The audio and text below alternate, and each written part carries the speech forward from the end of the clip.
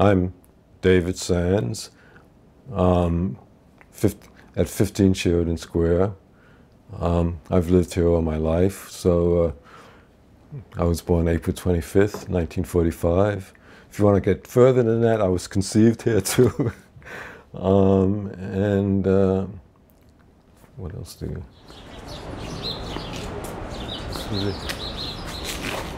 Yeah, this was probably where the Rosie's grocery store was, but Allen Block, I'm not sure exactly when, but definitely started in the 60s, could be the end of the 50s. He had his sandal shop. He made the sandals himself. And if you came here on a Sunday, that side, you'd have some great musicians jamming. I didn't know how good they were, but I didn't know who they were. Wait, slow down. This was a sandal? The Allen Block sandal shops. He made the sandals. Sandals? Yeah. Okay, so it was a sandal shop where they had folk music gigs, or? Well, he himself was an old-time fiddle player. Okay. And he would have jams, and now some of the future stars like John Sebastian, Maria Maldao, who was Maria D'Amato at that time, would jam there. And I've heard, now I don't know if this is true, that people like Doc Watson and Mississippi John Hurt would also play there. All right, well, this is the site of Cafe Society, which I think in the 40s, the McCarthy era killed Cafe Society. This was the first place somebody like Billie Holiday could perform not only with an integrated band, but an integrated audience. Some years later, it was like it is now, the Axis Theater. It was a theater, I don't remember the name. And The Ridiculous Theater. Oh, it was a Ridiculous, but before that, I forgot about it. Before the Ridiculous Theater, it was also a theater that ran vending beans, the play The Hostage, and which ran for 2 years, and sometimes he'd get drunk and disrupt his own play. And Bonnie Josephson ran the Cafe Society. Many years later, on University, I think, off of Washington Square Park, he opened the cookery and rediscovered Alberta Hunter, who was in her 70s and had a whole new career. Singing, yeah. Alberta Hunter was around with people like Bessie Smith and that generation. Then she decided she wouldn't sing the devil's music anymore. She'd do God's work, and she became a nurse, lied about her age. And when she retired, she was way, like 10 years past retirement age. And that's when Bonnie Josephson hired her to sing, and she was rediscovered. Well, this is where Bob Dylan and Susie Rattel took the famous photograph from Freeware and Bob Dylan. They lived right around the corner, and she didn't like the way she looked. I thought she looked great, and so did a lot of people, but because it was freezing. She was all bundled up, and he had this light jacket, and her comment many years later was, "Image was everything." This is where the old San Remo restaurant bar was, and that's where a lot of writers hung out. In fact, I think the Subterraneans, Kerouac's book, takes place, he puts it in California, but it actually took place here. And I think this is where Gregory Corso and Allen Ginsberg first met. At Corso's memorial, they played a tape on the radio, and Allen was saying how much he admired his poetry, and Gregory said, "No, it wasn't. You wanted my ass." "No, it was your poetry." And Gregory, being Gregory, wouldn't let up. And there was, within this half block, there were 3 Italian restaurants.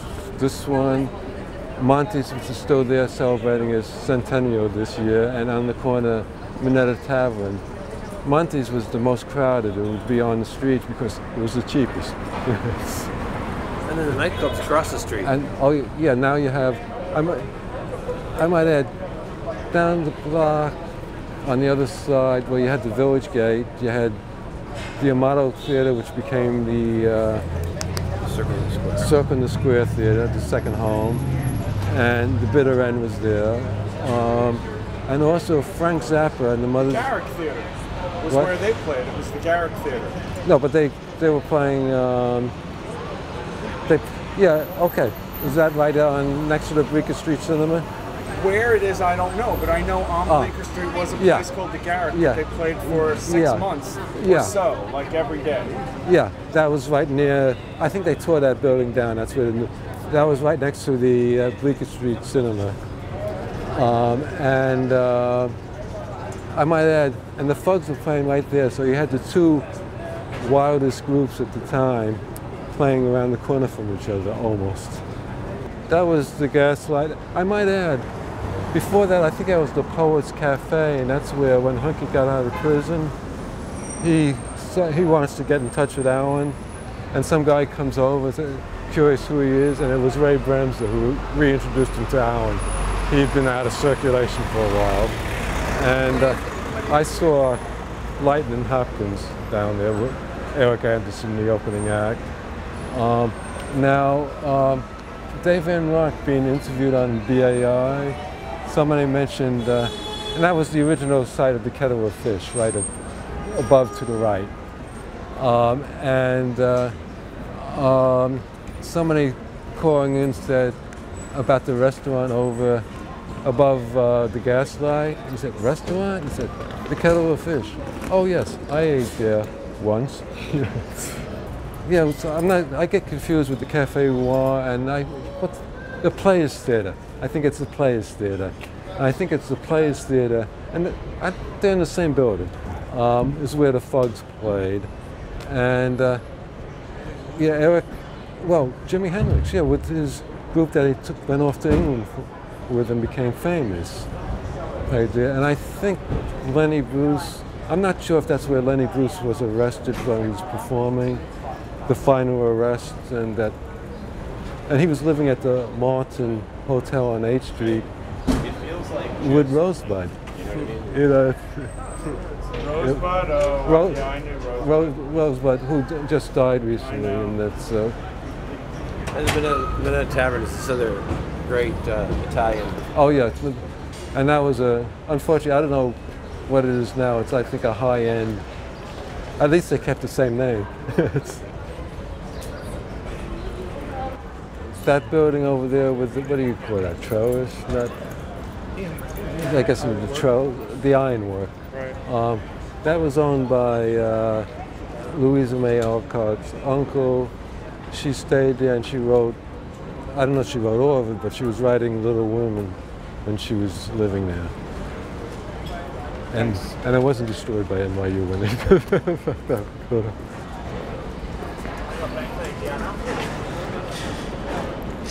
Oh, we should go with the okay, this was the site of the original the Provincetown Playhouse, which NYU got ownership of it and said they're well aware, and I'll mention soon how important it was.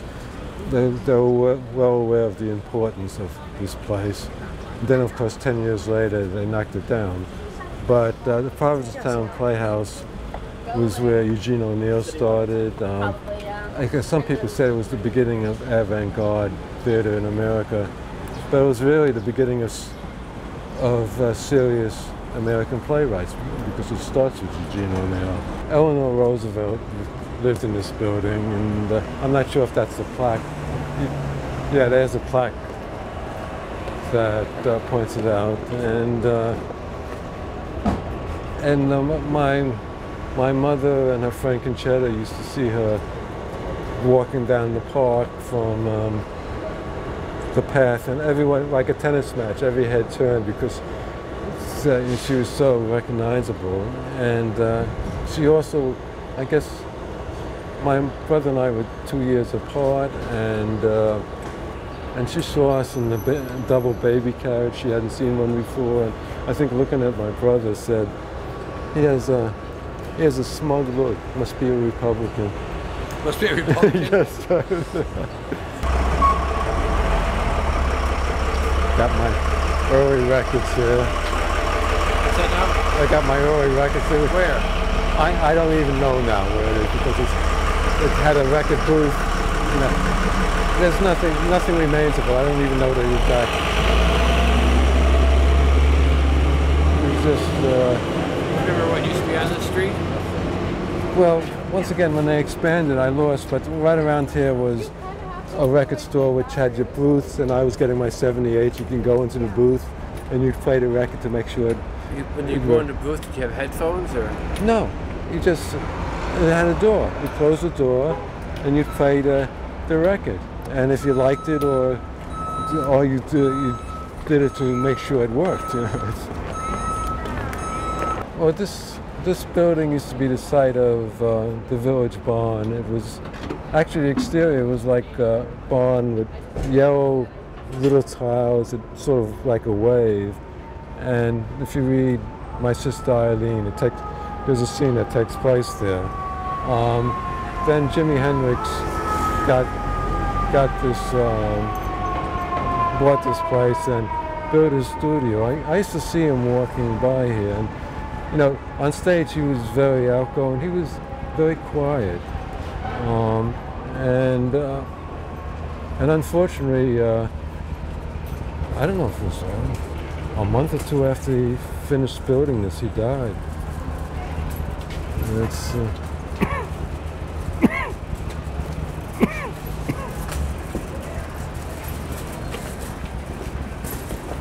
then I get the bonsoir, which is important for strut. Where was that? That's, you see a little black door. It was, and that's.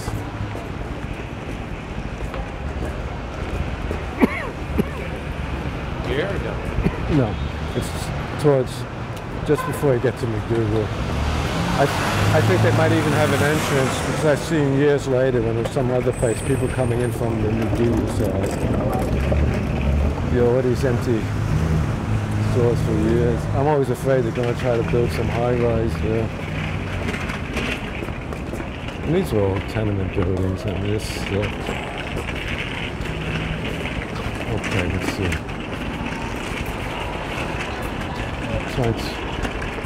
Well, this is actually a picture of, I don't know when it was taken, but when I was, well, before my time, I see, but pretty much the way it looked when I was a kid.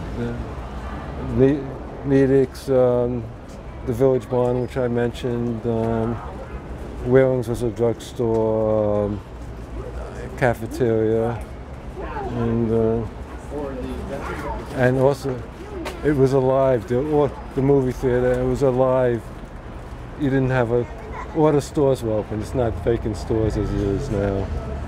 And it was famous for its bookstores and record shops.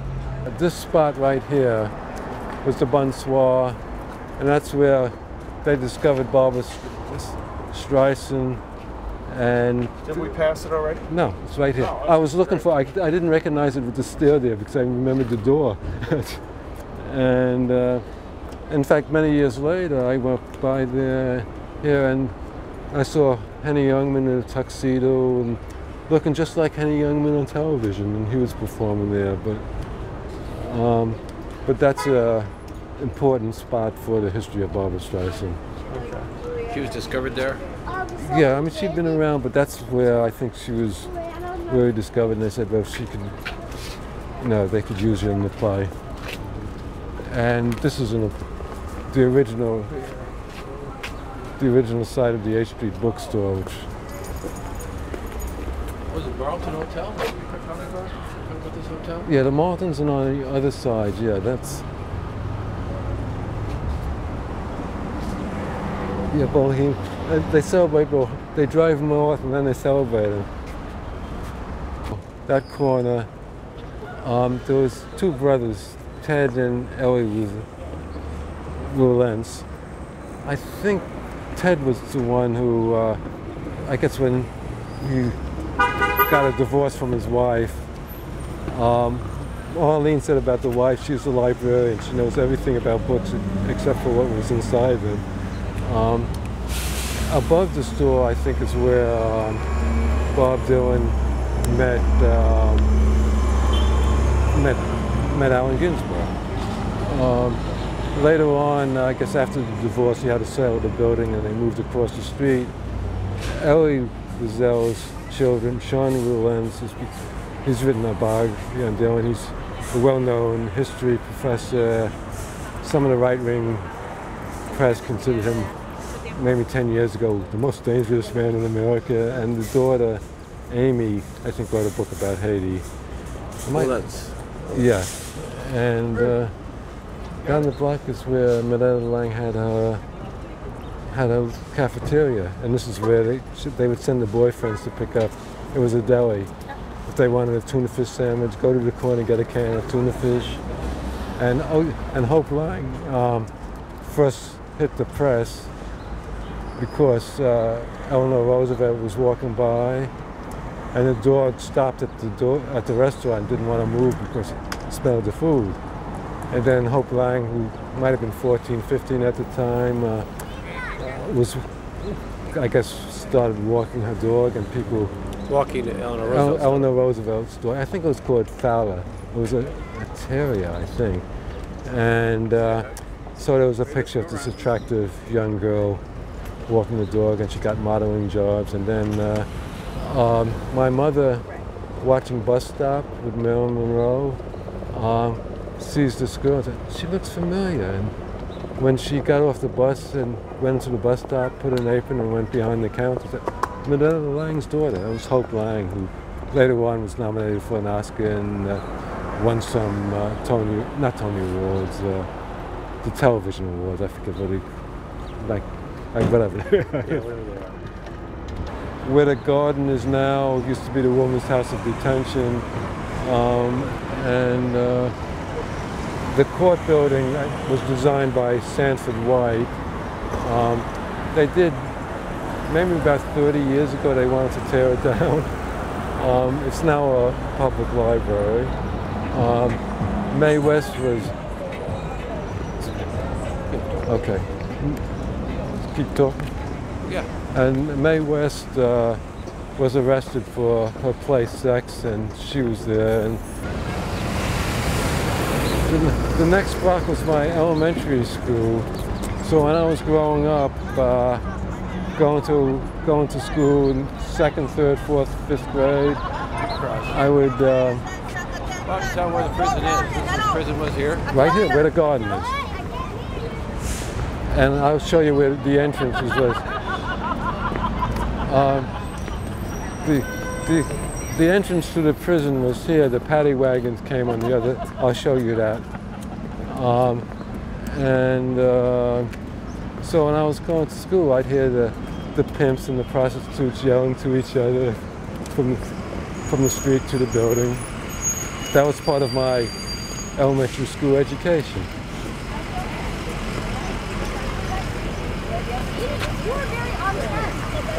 Yeah, this would have been the entrance to the prison, but not where the paddy wagons. The paddy wagons came. I'll show you because it's still a driveway.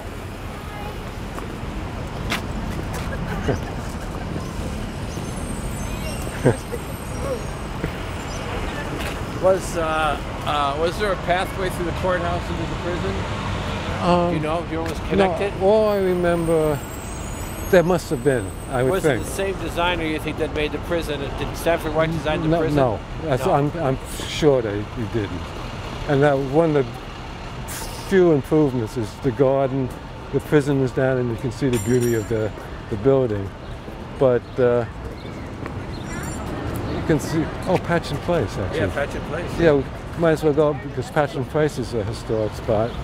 This is the last spot where Sutter's was. Last what? Where Sutter's moved. But that's you can still see where the driveway is, where the paddy wagons would take the prisoners in.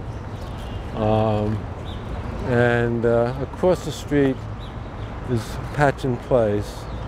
And in those days, they didn't have gates in front of places. And in that place, Juna Barnes lived and E.E. Cummins. I think they were opposite each other. And I heard that E.E. Cummins, every once in a while, if he hadn't seen her for a while, would yell out, "Juna, are you dead yet?"